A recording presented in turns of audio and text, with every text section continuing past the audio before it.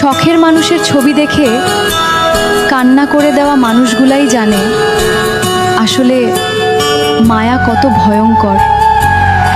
যদি তুমি কারো মায়ায় এখন পর্যন্ত আকৃষ্ট হয়ে না থাকো, তাহলে আমি বলবো কারো মায়ায় জড়িও না।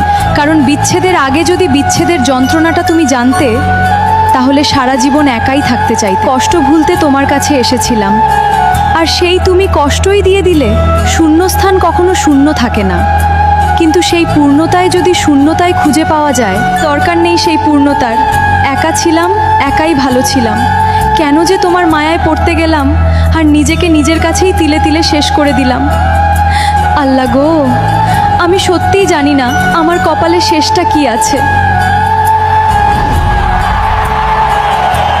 দিনে দিনে নিজের বিশ্বাসের কাছে একটু একটু করে শেষ হয়ে যাচ্ছে।